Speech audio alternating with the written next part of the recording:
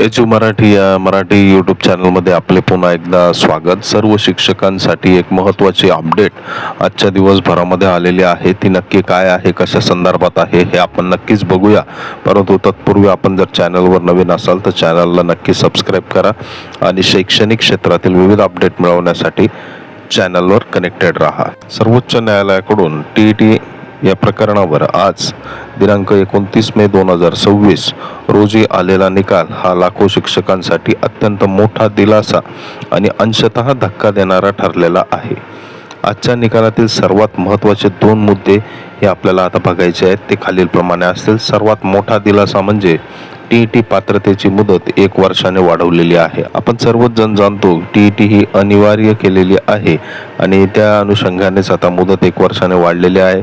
सर्वोच्च न्यायालयाने देशभरातील शिक्षकांना मोठा दिलासा देत TET परीक्षा उत्तीर्ण होण्यासाठीची मुदत ही आता 1 वर्षाने वाढवून दिलेली आहे। यापूर्वी ही मुदत ऑगस्ट 2027 पर्यंत होती, ती आता वाढवून 31 ऑगस्ट 2028 अशी करण्यात आलेली आहे। ज्यामुळे इन सर्व्हिस शिक्षकांसाठी अद्याप TET परीक्षा क्लिअर केलेली नाही त्यांना अभ्यासासाठी आणि परीक्षा उत्तीर्ण होण्यासाठी आणखी 1 अतिरिक्त वर्ष मिळाले असून त्यांच्या नोकरीवर असणारे तात्कालिक जे संकट होते ते आता सध्या टळलेले आहे। मुख्य मागणी मात्र या अनुषंगाने फेटाळण्यात आलेली आहे, ती बघूया आपण। मुख्य मागणी फेटाळली, TET सक्ती काय?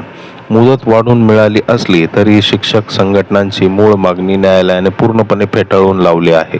2009 पूर्वी नियुक्त झालेल्या शिक्षकांना TET मधून पूर्ण सूट द्यावी ही शिक्षकांची मुख्य याचिका न्यायालयाने फेटाळली असून न्यायालयाने स्पष्ट शब्दात सांगितलेले आहे, शिक्षणाचा दर्जा क्वालिटी ऑफ एज्युकेशन टिकवून ठेवण्यासाठी प्रत्येक शिक्षकाला TET उत्तीर्ण होणे बंधनकारकच राहील।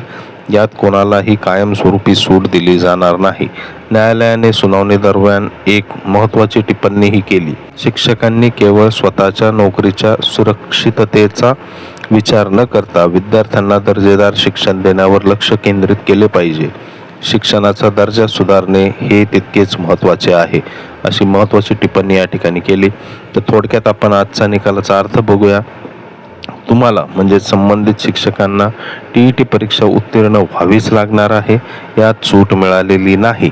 पण ती परीक्षा पास करण्यासाठी आता ऑगस्ट 2028 पर्यंतचा वाढीव मिळालेला आहे। त्यामुळे आता आगामी परीक्षांची जोमाने तयारी करणे हाच एकमेव मार्ग व उत्तम पर्याय समोर दिसत आहे। आपणाला याबाबत काय वाटतं हे कमेंट सेक्शनमध्ये नक्की मेन्शन करावं आणि चॅनलला सबस्क्राईब करावं। धन्यवाद।